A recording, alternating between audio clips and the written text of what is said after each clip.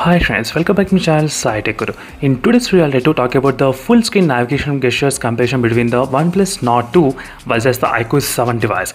Let's see friends which UI is really good in terms of the full screen navigation bar gestures. So that's what I'm going to exactly compare in this video. And first, let me try to enable the full screen gestures in both phones. So let's go to the convenience tools and navigation bar options.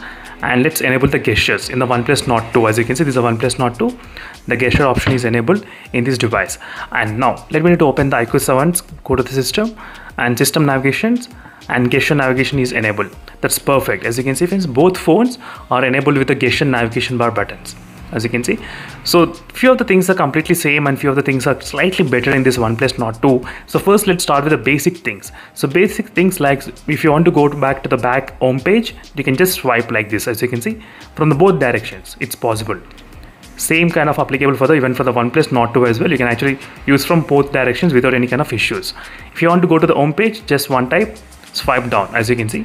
But here the things will get really interesting, because in the OnePlus Nord 2 device you do have, there's a benefit, extra benefit, which is shifting between the applications like this, as you can see friends, in the OnePlus Nord 2.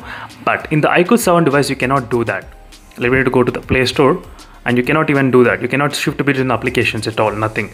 Still this problem is not yet got fixed in this iQOO 7 device. So still I'm not sure when the FunTouch UI will be kind of fixing this kind of issue. So this is a very small thing which a lot of users are actually really important for few of the people. I'm not sure why they enable this kind of white bar and they are not giving that kind of option to change between the applications. As you can see friends, it doesn't make any kind of sense at all.